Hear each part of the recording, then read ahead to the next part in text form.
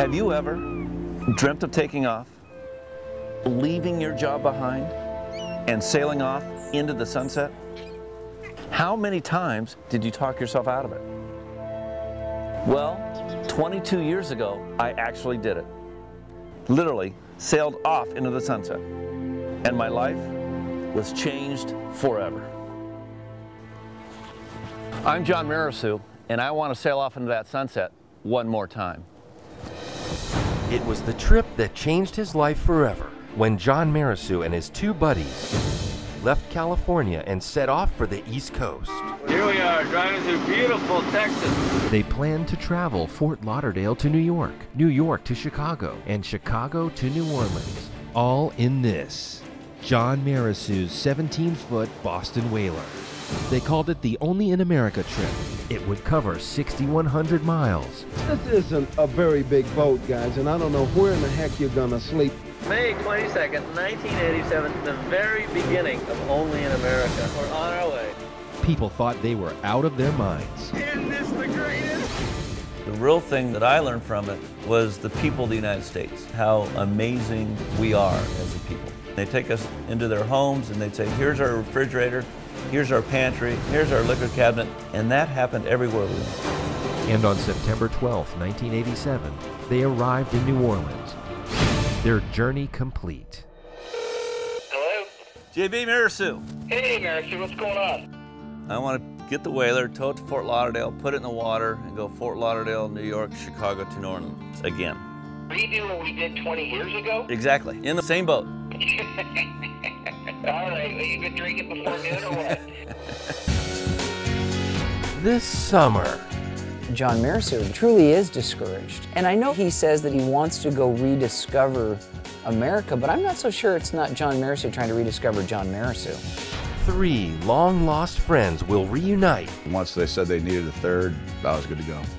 I have this trip pulling me to do it again. to once again embark on the greatest adventure of their lives. You know, everyone dreams of taking a trip like this at some point in their lives. But to do it again 22 years later, now that's something special. The three of us have not been on that boat together since we stepped off of it in New Orleans. I'm not one of those kind of persons that like to relive the past. I lived it already once. This is a whole nother trip. Just inherently, by arriving in an area that you know absolutely nobody, you have to make instant friends with a complete stranger. Every day it's just a complete adventure. For John Marasu, this is not just any ordinary boat. What I love about the whaler, this may sound strange, but the whaler is one of the best friends that I have. My first date with my wife was on the boat. I proposed to my wife on the bow of the whaler. I had my bachelor party on the whaler. We spent part of our wedding day on the whaler. I'm assuming one of our kids was conceived on the whaler. It's a part of the family.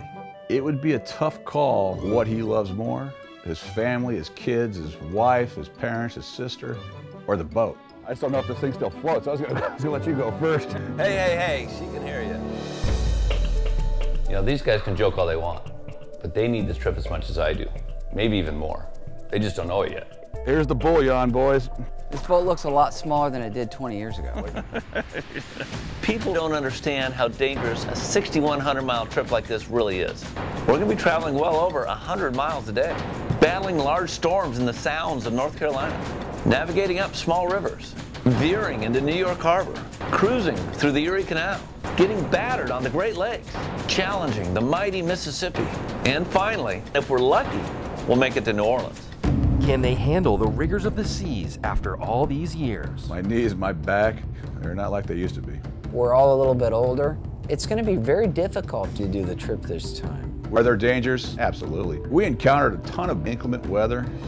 We're getting ready to go another 100 miles. We've already been about 70. We'd always heard about the storms that came up on the Great Lakes, and we were getting pounded quite a bit. You realize it's pretty choppy, pretty gnarly out there. The boat was dead. We had to question what we were doing. Luckily, Birch had the wherewithal to jumpstart a motor, which I had no idea you could jumpstart a 90 horsepower motor. John Birch is the closest person I've ever met to the storied MacGyver. If you're broken down somewhere, we'll turn around and with a gas cap and a Bic pin and some duct tape and string, we'll get you going again. If there's a problem, I can generally come up with a solution. Kick-started it, and we motored on in. It worked, and We were all pretty fortunate. Fort Lauderdale, here we come, guys. Let's go. Why do you want to do this trip again? Why not? 22 years later, it's almost as if we had never got off the boat. The bodies have changed, but the same personalities hasn't. It's a small boat and a long trip. So how long before they throw each other overboard? Bert's just kind of weird, and always will be. Marisu will do his thing. And you know what? Sometimes I'll crawl into a hole because I don't want to deal with it. John Cameron's a wild card. He's a little different. I could barely handle him on the first trip. But this time, it's going to be interesting. Fort Lauderdale. Fort Lauderdale, New York. Here we go, baby. Round 2. I never would have thought it in a million years. No way. All right. How about that? Let's get her done. Okay, salute. It's official. Go to the dock.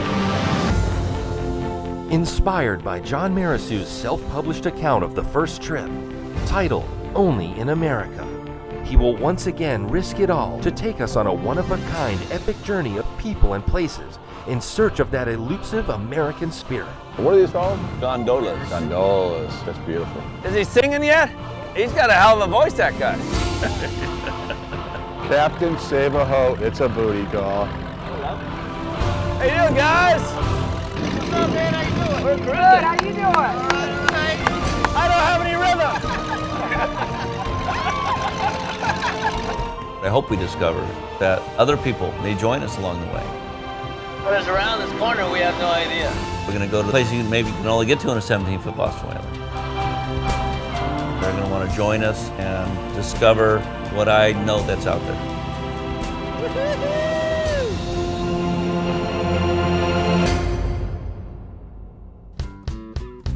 Was it every time you see a bathroom, no matter where it is or what type it is, we're just going to have to stop so you guys can go?